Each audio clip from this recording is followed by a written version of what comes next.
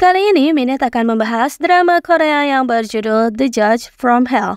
Tanpa berlama lagi, episode 5, mari kita review. Justisia sepertinya terpukau pada senyuman Daon, namun tiba-tiba jantungnya terasa sakit, dan ia pun pingsan di tempat. Daon segera membawanya ke rumah sakit, dan begitu siuman, Kang Bitna menanyakan alasannya tak sadarkan diri. Kata dokter, ia terlalu stres, atau karena ada faktor eksternal yang membuat jantungnya berdebar kencang. Kang Bitna pun berpikir, pastilah itu karena Han Daon. Daon lalu mengajak pulang bersama dan sesampainya di rumah, Kang Bitna malah adu tatap dan saling ejek satu sama lain dengan si nenek lagi, seperti musuh bebuyutan.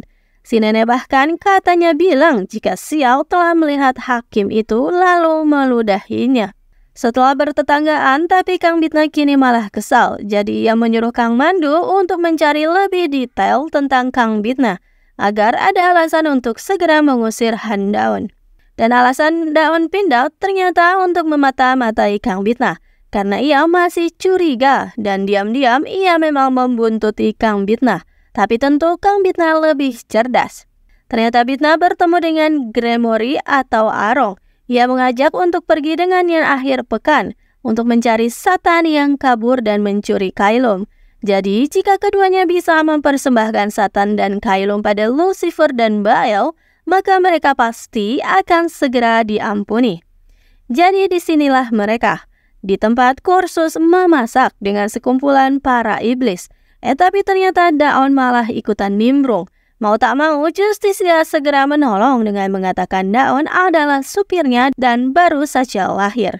Dan karena masih anak baru, sang kepala chef pun memberi kisah yang rumit, membuat Daon puyeng, tapi akhirnya Bitna menyederhanakannya. Kira-kira seperti ini. 20 tahun yang lalu, iblis bernama Satan telah mencuri harta karun neraka. Ia menghilang hingga kini entah di mana. Dan semua iblis sedang mencarinya. Dan Daon pun benar-benar tak ada takutnya. Bahkan ia ikut membagikan makanan dengan para iblis itu. Sungguh iblis yang aneh. Komando diam-diam datang ke gereja dengan alat tempur yang lengkap. Dan saat pastor berdoa lalu mengatakan, "Anyah kau setan." Lah komando malah kepanasan, heboh sendiri. Dan sebuah kasus heboh terjadi. Seorang pria menelpon jika anggota keluarganya telah tewas. Sungguh pemandangan yang mengerikan. Pria itu pun menangis meraung-raung. Siapakah yang telah melakukannya? Tapi, apakah dirinya sendiri? Sungguh aneh. Namun saat diinterogasi, pria itu murung, sedih, menangis. Ia pun bertingkah aneh, bersikap berbeda-beda setiap menitnya. Entah serius ataukah berpura-pura.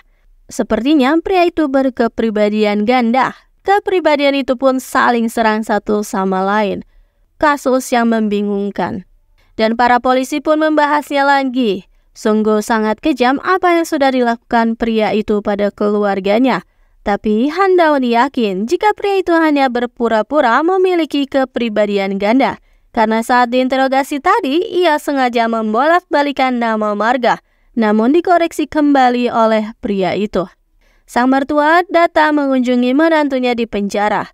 Awalnya pria itu menangis, tapi kepribadian lain muncul. Ia mengakui jika memang ialah yang sudah menghilangkan anggota keluarganya sendiri dengan kejam.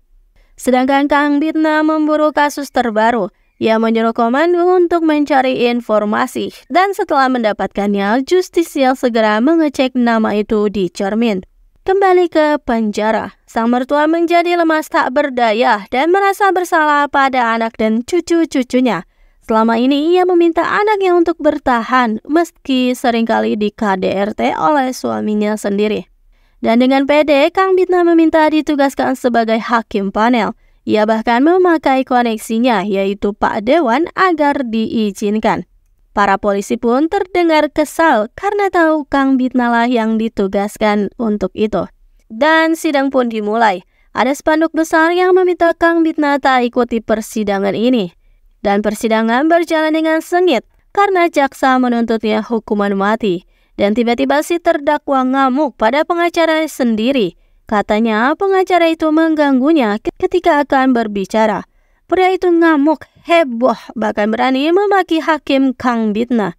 Tapi Bitna begitu senang dengan reaksi itu. Ia begitu percaya diri meski komando memintanya untuk memikirkan ulang. Takut kesalahan seperti daun akan terulang kembali. Dan si pria kini berada di rumah sakit. Dan Kang Bitna kini pun sudah ada di hadapannya. Melati dan mata nerakanya juga sudah siap. Tapi ternyata kaki Kang Bitna dipegang oleh seseorang yang ternyata itu adalah Handaun. Episode 5 pun berakhir dengan Kang Bitna yang kaget begitu.